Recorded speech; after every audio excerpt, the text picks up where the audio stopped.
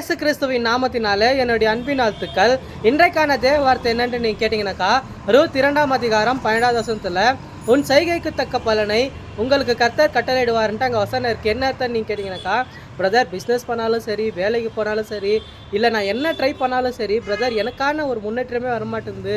நான் என்ன செஞ்சாலும் எனக்கான பலன், எனக்கான வருமானம் எதுவுமே எனக்கு கையிலேயே நிற்க மாட்டேங்குதுங்க பிரதர். அதே போல் நான் திருமணத்துக்காகவும், ஒரு நல்ல வேலைக்காகவும், ஒரு நல்ல பிஸ்னஸ் இன்னும் நான் செய்யணும், அதுக்காகவும், ஒரு வீடு கட்டவோ, இல்லை ஒரு நல்ல வண்டி வாங்கவோ நான் ப்ரேயர் பண்ணிட்டு இருக்கிறேன் பிரதர். அதுக்கான பதில் கூட இன்னும் வரவே மாட்டேங்குது பிரதர். நான் என்ன பண்ணட்டும் அப்படின்னாலும் யோசிச்சுட்டு இருக்கீங்களா? கர்த்தர் அதுக்கான பலனை இன்றைக்கே கட்டளையிட போகிறாருங்க. உங்கள் வாழ்க்கையில் இருக்கிற பிரச்சனைகள், துயரங்கள், துன்பங்கள் எல்லாமே மறைந்து போக போகுதுங்க. உங்களுக்கு அற்புதங்களோ அடையாளங்களோ இன்றைக்கே நடக்க போகுதுங்க.